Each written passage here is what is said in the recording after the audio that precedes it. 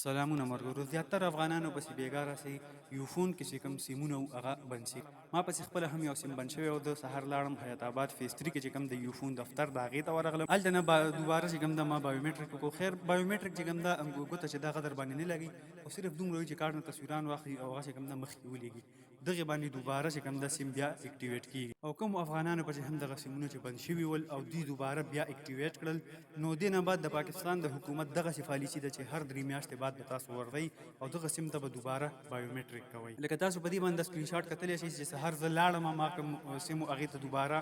ویریفیکیشن وکړو بایومټریک مې وکړو او سیم چې کوم دغه اوپن شو نو دغه میسج بیا ما ته راغی راته وویل چې ستاسو سیم چې کوم ده دا به 3 میاشتې بعد بیا بندیږي تاسو به بیا راځئ دې ته به دوباره بیا بایومټریک کوئ. او افغانانو ته پکار هم دغه دي چې هغه ځایونو ته د یو فون د جیزي که د هر یو کمپنۍ والی هغه ځایونو ته لاړ شي کوم ځای کې چې افغانان کم وي. ځکه چې که تاسو حیات آباد فیز 3 والا افس ته ورځئ نو دغه ځای کې بوډ بازار کارخانې او دغه رنګ کې د خوش علاقه کې ډېر زیات افغانان دي. زه خپله سهار حیات آباد فیز 3 دفتر ته تللی وم نو په هغې ځای کې تقریبا یوه نیمه 2 غنټې زما چې کوم ده په دفتر کې ولګېدلې ډېر زیات رش تبې باندې. نو کوشش وکړئ چې هغه ځایونو ته لاړ شئ کوم ځایونو کې چې ده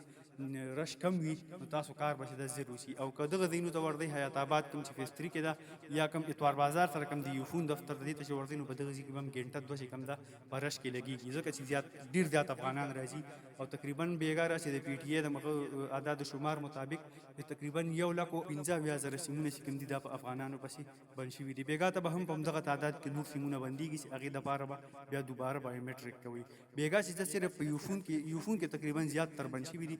بیګا له یا سبا شپې ته کېدای شي چې جیز یا زوم کې چې دا یا ټلینار کې په دغې کې هم درپسې سیمونه بند شي. دغه خبر چې څومره هم مخکې شیر کولی شي هغه ټولو افغانانو ته ورسوئ کومو ته چې دغه سیمونو باندې میسج راغلی وي هغوی ته پکار دي چې لاړ شي دغه سیمونو چې کوم ده تصدیق بیا وکړي. ځکه چې دا لازم وي. زیاتره ویډیوګانې ما کتلې په سوشل میډیا باندې چې هغوی به ویل یاره دا دروغ دي دغه رنګ کې خبر څه نشته ده. زه خپله هم یو فون دفتر ته ورغلم هغوی مونږ ته ویلي ول چې لا فلحال خبره نشته ده مونږ ته څه هدایات نه دي شوي خو بېګا چې ټولو پسې کله سیمونه بند شول سهار زه ورغلم ما ورته وویل چې تاسو ما ته بله ورځ ویلي ول چې داسې څه هدایت لا نشته. نو هغه وویل مونږ ده چې مونږ ته هېڅ څه هدایت نه و کړي خو بېګا راسې چې ده تقریبا په لکونو تعداد کې چې د سیمونه د یو فون چې کوم نیټورک ته په هغې کې بند شول. او سهار بیا ډېر زیات رش په حیات آباد فیز 3 کې چې کوم د یو فون دفتر د په هغې کې هغه خلکو چې د دوباره بیا هغې ته بایومټریک کاوه. او زیاتره افغانان داسې اوس هغوی سره اس سي کارډونه ول هغوی هلته راغلي ول هغوی پسې هم سیمونه بند شوي په اس سي کارډ باندې چې کوم سیم چې د هغه بند شي هغه دوباره نه ورکوي نه هغه چې کوم د پی او آر کارډ ته اړولی شي نه پاکستاني کارډ ته اړولی شي هغه سیمونه چې کوم دي هغه ختم شول. چې کله حکومت یا کومه کمپنۍ چې کله هم ده دغه سیمونه ختم کړي او دوباره بازار ته راوباسي هغې نه بعد بیا چې ته تاسو اخیستلی شئ هغې نه مخکې چې ده نه شئ اخیستلی. نو اس سی والا چې څومره هم دي که ستاسو سیمونه بند شي نو تاسو زیات تکلیف مه کوئ دغه باندې کار نه کېږي ځکه چې سهار زه هلته تللی وم ما مکمل معلومات چې ده هغه راغیستي دغه معلوماتو کوم چې ما تاسو ته په ویډیو کې وویل ویډیو چې ده زیاته نه زیاته شیر کړي چې هغه ټولو افغانانو ته وررسېږي کوم پسې سیمونه بندېږي نو هغوی چې دا دغې علاقو ته لاړ شي چې کوم دي کې افغانانو